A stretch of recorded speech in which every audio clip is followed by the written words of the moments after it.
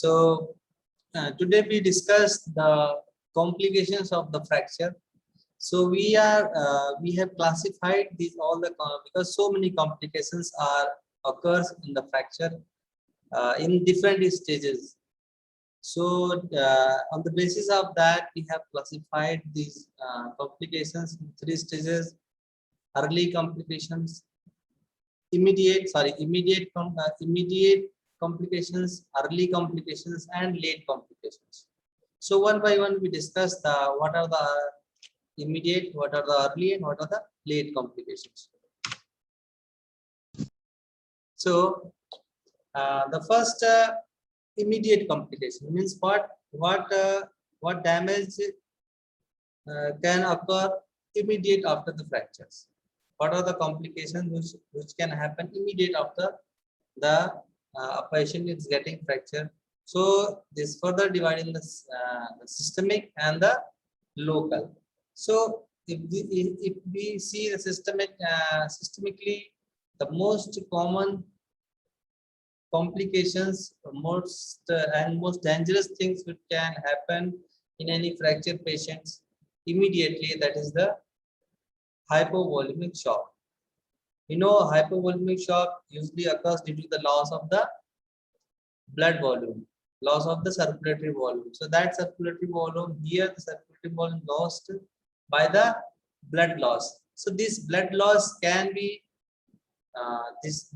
this bleeding can be concealed bleeding or revealed bleeding, means external bleeding or internal bleeding. So mostly these happens in the patients which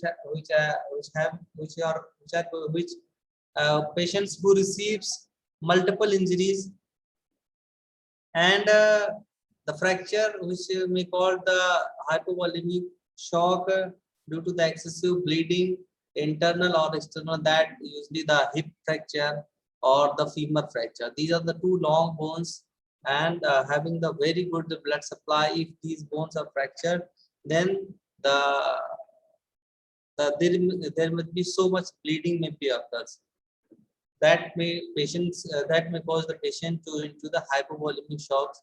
So usually if a patient having a fracture and having multiple injuries, so it is very important to rule out the patient is not going to in the severe hemorrhage.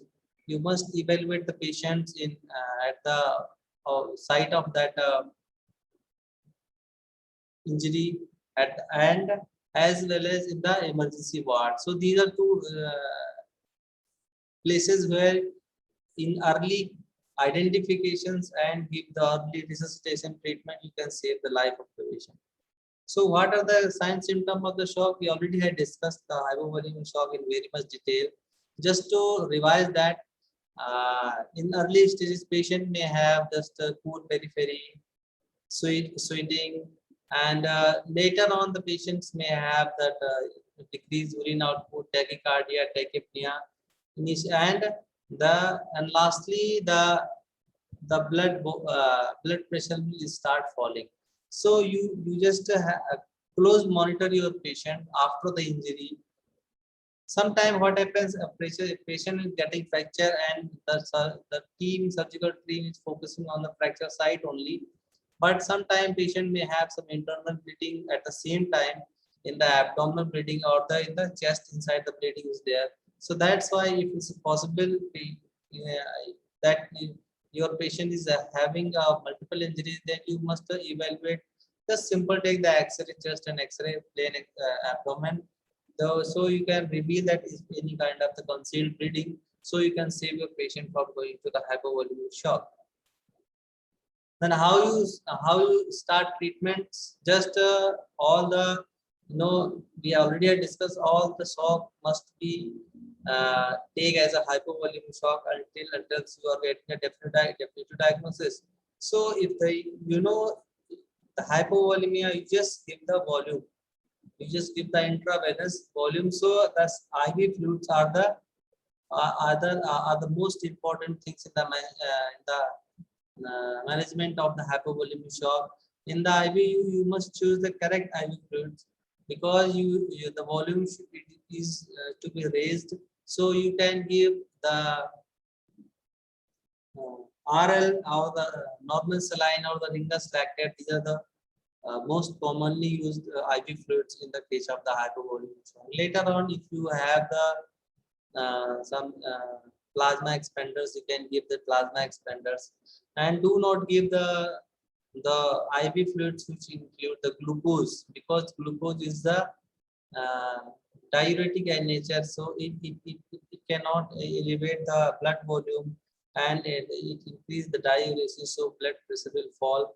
So to lift the blood pressure, you need to give the normal saline or the Ringer's lactate or the is the usually most common and considered the best IV fluids in the management of the hypovolemic shock.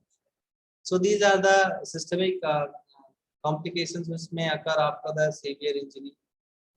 Second, then the local complications may occur immediately after injury. That major injury to the major vessels. Yes, the nearby vessels can injure uh, by the only the which is the factors which is causing the fracture. Means if any sharp or blunt object which hit that body parts and giving fracture, that at the same time it can also injure the major vessels passing in the nearby. Either after the fracture, the fragments are getting the sharp edge and they can injure the nearby veins or arteries. Vessels can be damaged. That may further causes the bleeding and hemorrhage. So that also become problematic. So you just identify early. How you identify severe bleeding? If it is open fracture, then you directly can see there is so much bleeding. If there is a closed fracture, but a patient that there is a excessive swelling immediately after the fracture, then you may suspect there must be a some bleeding inside due to any major vessels. So in that conditions, by giving the pressure in that adjoining area or the feeding you just, if you identify the feeding vessels, then you can give the tourniquet and the pressure apply, so you can reduce the bleeding and save the life of the patients. Similarly, the nearby structures like muscles or tendons, joints, or the viscera. Suppose if the patient getting chest injury, and due to the chest injury, the ribs may be fractured, and the fractured rib may injure the lungs as well as hearts. In the abdomen, these ribs may be injured to the abdominal structure sometimes. So you just anticipate which where is the injury and which organ, which soft organ may be damaged. So that is very important. Keep in mind that what organs are may be damaged or damaged. So you just these all things as early interpretations, early if you early interpret the bleeding, interpret the injury, so you can give the good treatment to that patient, so that can the minimal complications and the healing will be facilitated, and the patients can getting out of the danger. So these are two type of the immediate complications can occur: systemic complications, hypovolemic shock, and the local injury to the major vessels, injury to the muscles and tendons, injury to the joints, and injury to the nearby viscera. Then early complications include, means usually these complications occurs after the 24 hours. After the 24 hours, when these things usually happen when you have shifted your patient in a hospital. So these things should be measured in the emergency ward. So first thing is the hypovolemic shock. So sometimes few patients suppose at the time of the shifting, due to the disclose of the blood clot or the disclose of the tourniquet, or sometimes giving the movement, the bleeding may be start. So in that case, the patient may have the hypovolemic shock also. Or if the patient is losing blood in very low amount, that immediately is not present the patient as a shock, and in later and that so that can be easily ignored by that surgical team, and that patient's land into hypovolemic shock after the 24 hours. ARDS is the next one thing, the acute respiratory distress syndromes. So this is the acute respiratory distress syndromes. What exact pathophysiology is not mentioned till date, not identified why it's happening, but usually occurs in the patients of the severe injuries after 24 hours.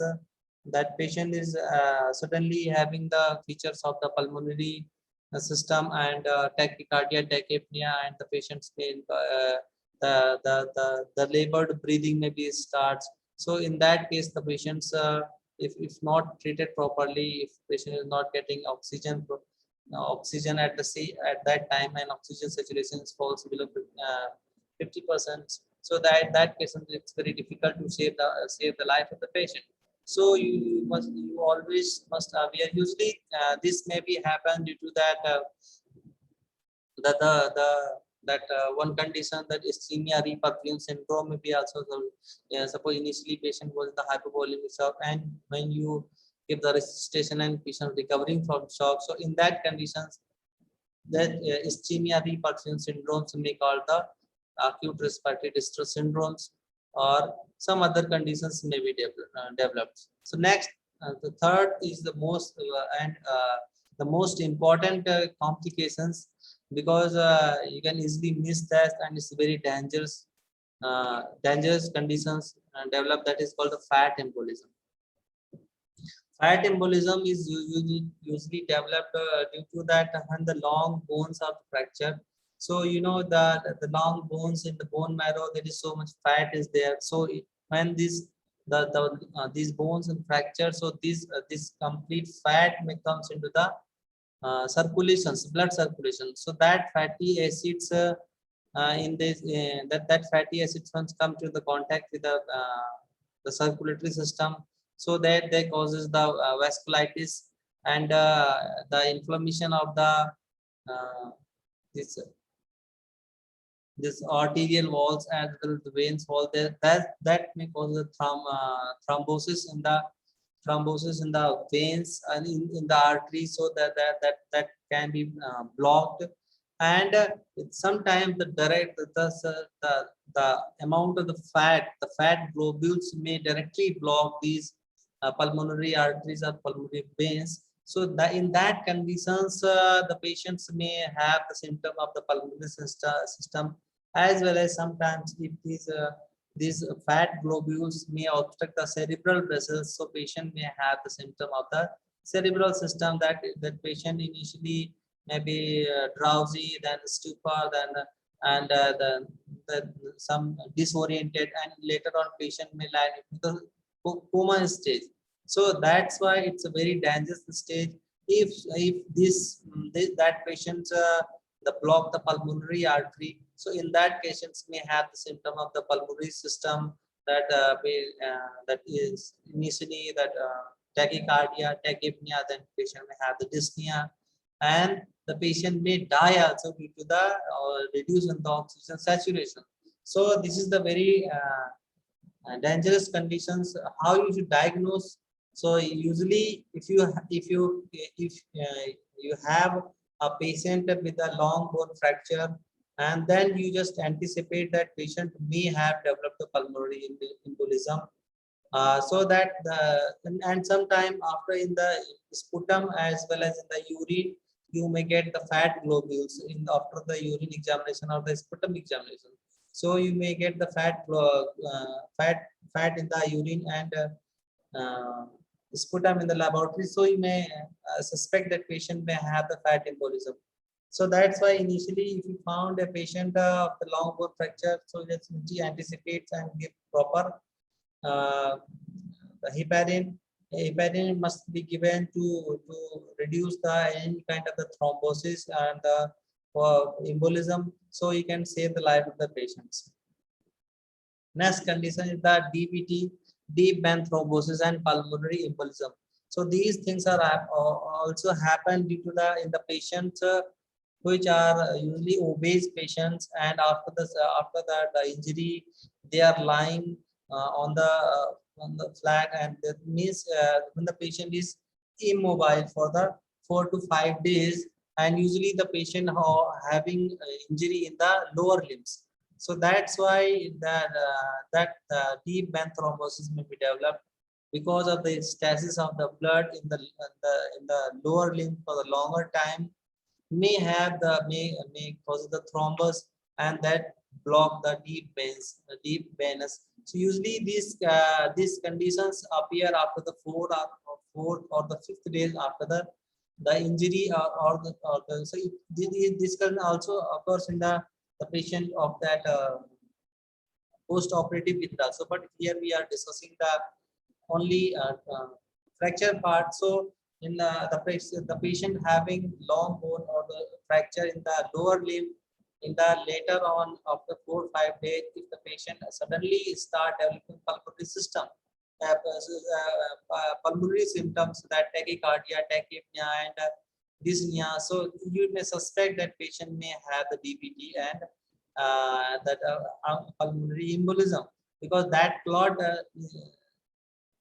present in the deep vein sometimes is dislodged from there and it obstruct the pulmonary veins, pulmonary arteries. So that's why the patient may have these conditions. So how you diagnose these DVT conditions? Usually the patients uh, of that type we discussed, that obese old age patients lying after the lower limb injury 4 or 5 days, the patient may feel little swelling and increased temperature in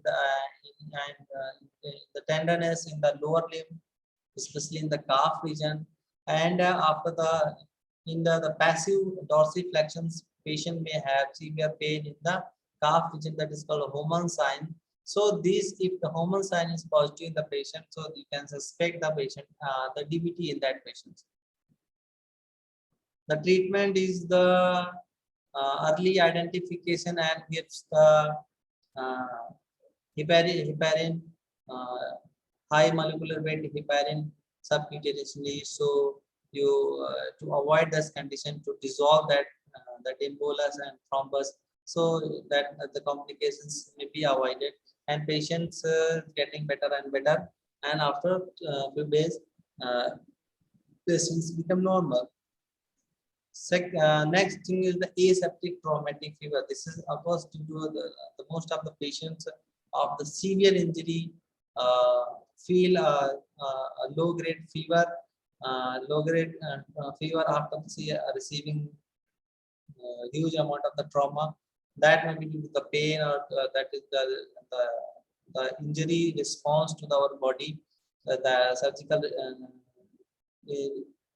that response of our body towards that injury, that is called the this aseptic fever. So this is not a very dangerous conditions, but sometimes we must aware to rule out any other conditions if there.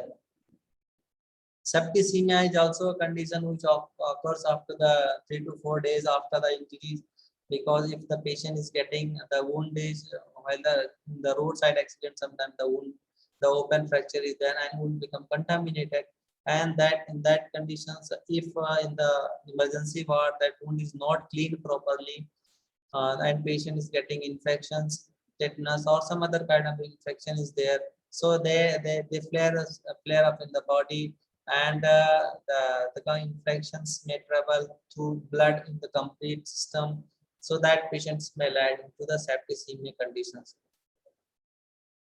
Next thing is the Crush syndrome. Crush syndrome is nothing is when the patients of when patient receive the heavy injury, usually the conditions just like the earthquake, an accident, the big accident, just like bombing or war zone. There are so many the patients which are just receiving these kind of injury where a particular part is getting crushed.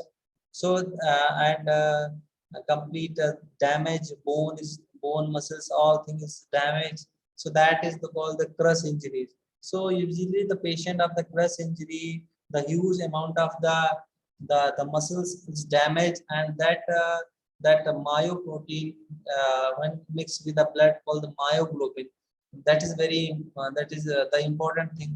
When the myoglobin and the huge amount of the myoglobin is circulate in the blood, and they block the kidneys, so that patients of the crush syndrome usually develop the acute renal failure due to the blockage of by the myohemoglobin. So that's why if you have a patient of the crush injury, you have to give the tourniquet, so to avoid this myohemoglobin goes into the blood circulations. So and when you your patient is hospitalized, then you release this that tourniquet slowly, so that the you can avoid the huge amount of myoglobin circulate in the blood suddenly and blocking the kidney. If few amount of the hemoglobin is comes into the circulation, so that our kidney can be uh, cooperate, and kidney can be functioning. But so if suddenly huge amount of the myoglobin comes in the circulation, then kidney may be blocked and patients may land into the acute respiratory syndrome. So that you have, in that conditions, you have to give the treatment of the acute renal failure. Usually if the condition is not very severe, then patients getting recover itself within 3 to 4 days. But if in a huge amount, that patient may land into the acute respiratory syndrome, and subsequently the things will be happen. The local early complications can present, that is the infection and the compartment syndromes. So infection, you know that usually happen in the open fracture when the wounds are contaminated and not cleaned properly, or not able to clean properly. So in that cases, usually infections may occur. So to counter these things, we must give some prophylactic antibiotic initially. First, we have to clean that wound properly before closing, and we must debride properly. We should not leave any dead tissue inside, so that will cause the source of infection. So we should debride properly, should clean wound properly, and then we should close, either leave it depending on the condition, and along with some medical support, some broad spectrum antibiotic must be given to that patient to avoid these conditions. And locally, one thing that is very much common, that is compartment syndrome. You know, our body has different compartments.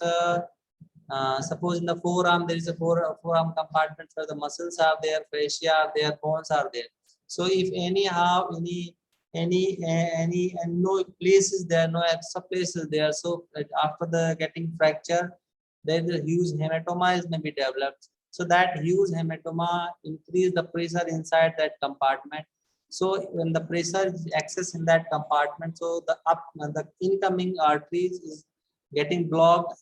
At the same time, the venous blockage is also there, venous drainage is also not properly. So that again there is exudation, and again there is increased pressure inside that compartment, that particular facial compartment. So that increase in the pressure in that compartment start damaging the tissue inside, and that is very common conditions, the called compartment syndrome. So there is excessive swelling, excessive pain, and later on patient may land into septicemia. So if you are that if you suspect a compartment syndrome in any patient, usually it occurs in the some region, just like in the forearm, in the lower leg below neck, or in the thighs region, sometime in the abdomen also, or sometime in the small in the phalanx, in the distal phalanx, this portion, this phalanx portion inside, if the bone is injured and there is hematoma inside, that increase the pressure inside. So the first and foremost thing you have to do in the compartment syndrome is first to identify the conditions, and that can easily identify with excessive pressure. The skin is very much tense and shiny skin, and patients will not able to touch that part. So, and the distal part of that, the distal part of that involved area, there may be the hyperesthesia, there may be the pallor due to the decrease in the blood supply, the swellings may be there, and the nerve function is also not proper in the distal part of that region. So when you identify there is a compartment syndrome, the pressure must be released as early as possible. If you're not releasing that pressure, that condition may go into the necrosis as well as gangrene in later stage, as we discussed in the gas gangrene conditions.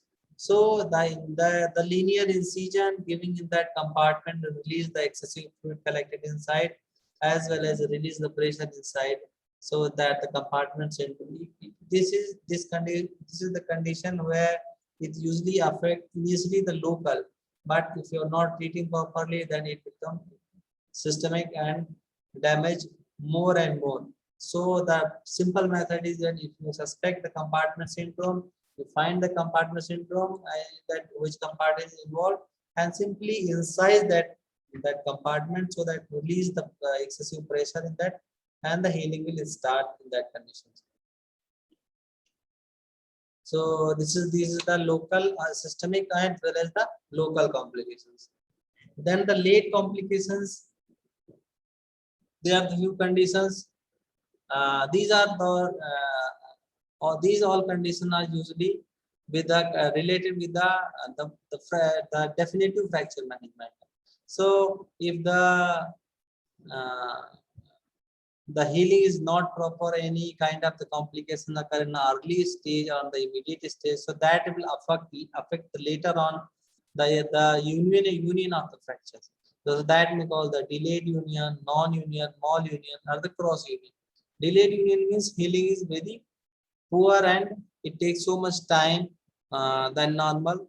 And the non-union, when that particular fracture is not healing at all. So that are the few some conditions that can occur in that affect that healing. So this will discuss in the, because we don't have so much time, so we'll discuss in the next conditions. In the next lecture we discuss this.